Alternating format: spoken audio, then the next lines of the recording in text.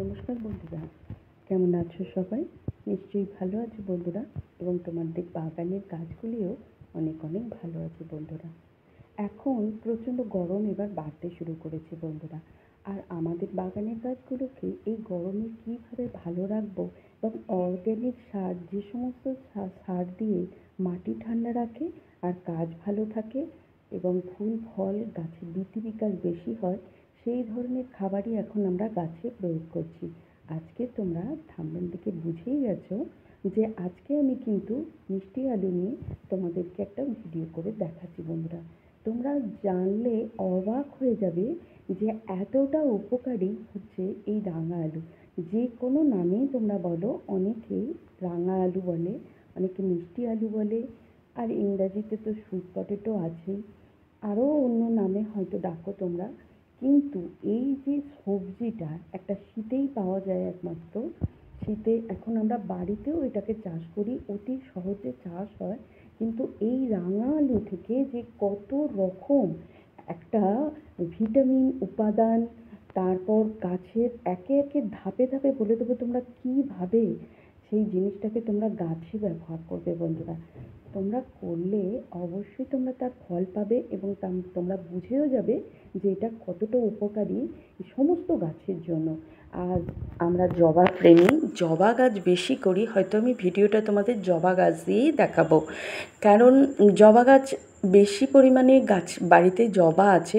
তবে তোমরা এটা জবা গাছে দিতে পারো, অপরাজিতা গাছে দিতে পারো, সমস্ত গাছে দিতে পারো। এই সময়তে যে সমস্ত গরমের গাছ আমরা করছি সে সমস্ত গাছে তোমরা দিতে পারো। আর যেহেতু আমরা জবা গাছটা বেশি করি, তাই তোমাদেরকে বলে দেবো অত্যন্ত ভালো। এবং এই যে রাঙা আলু তোমরা এখনও কিন্তু বাজারে পেতে পারো, এবং বাড়িতে অনেক দিন স্টোর করে রাখতে পারো। আর বাড়িতে যদি করো তো তোমরা চাষ, তাহলে তো গাছগুলোও এখনও বাড়িতে থেকে যাবে। কারণ আমি যেহেতু বাড়িতেও রাঙা আলু চাষ করেছি, তো ক্যারেটের মধ্যে এখনও গাছগুলোও রয়ে গেছে। তোমরা জানলে অবাক হবে, তার খোসা থেকে, তার ভিতরের অংশ থেকে এবং গাছের ডগা পাতা থেকে কোনো অংশটা রাঙা আলুর কিন্তু ফেলা যায় না। প্রতিটা অংশ গাছের জন্য যে কতটা উপকারী, কতটা পটাশিয়াম আছে, কতটা ফসফরাস আছে, যে সমস্ত জিনিস উপাদান, ভিটামিন উপাদানগুলি আমাদের গাছের গ্রোথের জন্য বলতে পারো যে খুবই একটা ভালো ভিটামিন। সেই গাছের খাবার, এবং শুধু গাছের খাবার কেন বলবো, প্রথম থেকেই তোমাদেরকে বলা উচিত যে এই একটা সবজি যেটার মধ্যে তোমরা কি কি জিনিস পেতে পারো, কত রকম তার কাজ, উপকারিতা।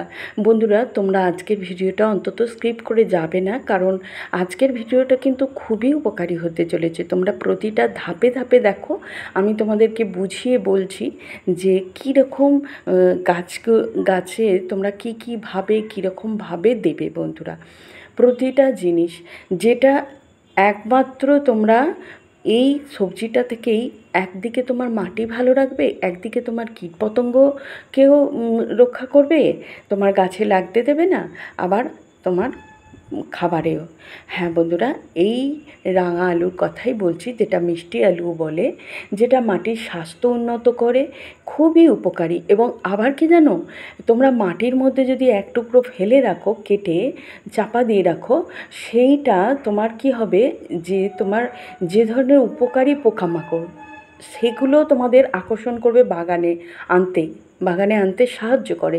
যে সমস্ত উপকারী কীটপতঙ্গ জানো যে পরাগ মিলনে আমাদের সাহায্য করে, ফুল ফলের বৃদ্ধি ঘটায়, এই রাঙা আলুকে তোমরা কী করবে, খোসা যদি সারা রাত ভিজিয়ে রাখো, সেই খোসার জলের মধ্যে, দেখো আমি এটাকে ভিজিয়ে রেখেছি তোমাদেরকে দেখানোর জন্য, এই খোসার মধ্যে তোমরা অনেক পরিমাণে পটাশ, ফসফরাস পেয়ে যাবে, যেটা তোমার গাছের জন্য খুবই উপকারী, গাছের বৃদ্ধি বিকাশের জন্য খুবই উপকারী। আর তোমাদেরকে কীটপতঙ্গ প্রতিরোধক তো বলেইছি, এবং এটা সমস্ত গাছে দেয়া যায়। উপকারী পোকাদের যেগুলো আমাদের দরকার সেগুলোকে নিয়ে আসে, এবং গাছের মূল শক্তিশালী করে দেয়। মাটির গঠন তো উর্বরা শক্তি বৃদ্ধি ঘটিয়ে দিচ্ছে, অন্যদিকে পোকামাকড় বাগানের দিকে নিয়ন্ত্রণ করছে। এতটাই উপকারী। তারপর দেখো বন্ধুরা, এই যে এক টুকরো করে যদি কেটে তোমরা মাটির মধ্যে দিয়ে রাখো, যেটা পচন ধরে গিয়ে তোমার মাটির আরও অনেক বেশি উর্বরতা শক্তি বাড়িয়ে দেবে।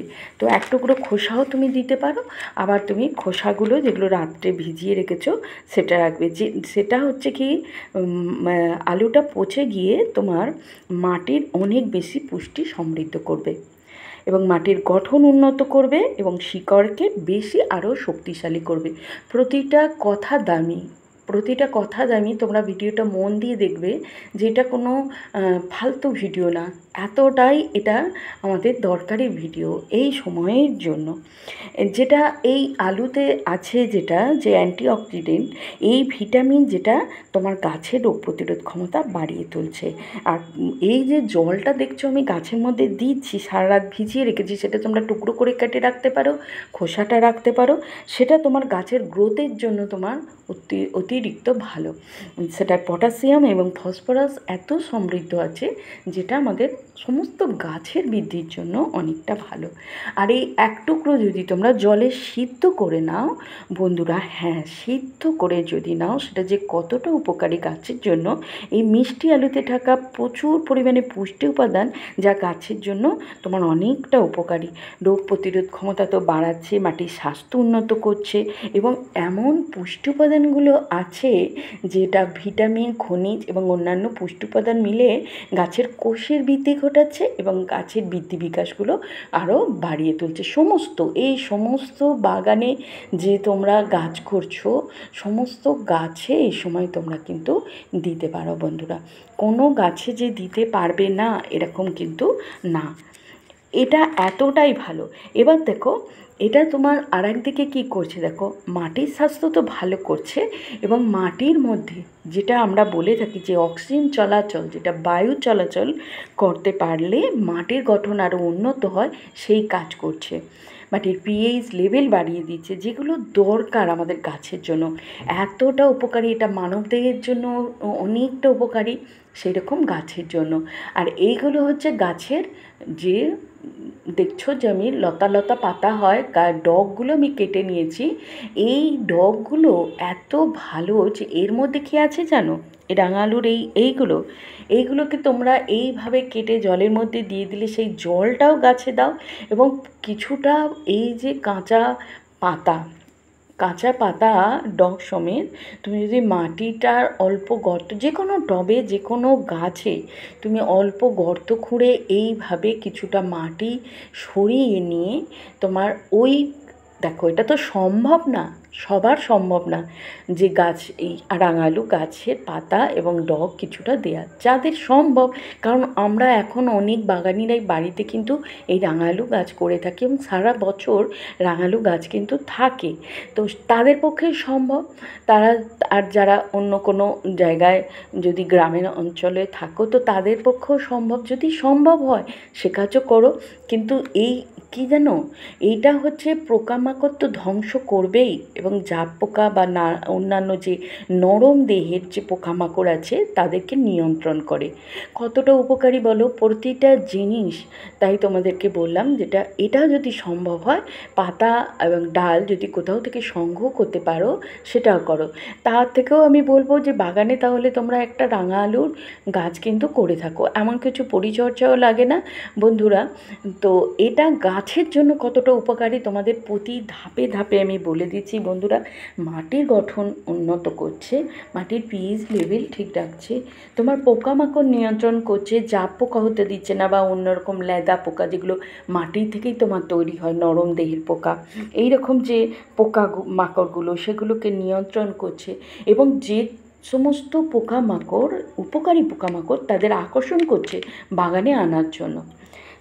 তারপর তোমরা দেখছো যে পটাশিয়াম, ফসফরাস, নানা জিনিস এই উপাদান আমরা এইটার মধ্যে পেয়ে যাচ্ছি। তো বন্ধুরা, তোমরা সিদ্ধ করেও তার জলটাও গাছে দিতে পারো, অনেক ভালো হবে বন্ধুরা। প্রতিটা ধাপে ধাপে তোমাদেরকে বুঝিয়ে দিলাম যে কতটা উপকারী।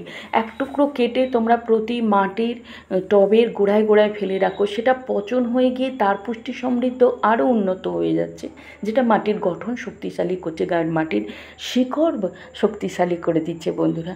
তাহলে এই একটি জিনিস অবশ্যই আনো। নমস্কার বন্ধুরা, আজকের তাহলে আসি। যারা আমার পাশে ছিলে তাদের অসংখ্য অসংখ্য ধন্যবাদ। নমস্কার।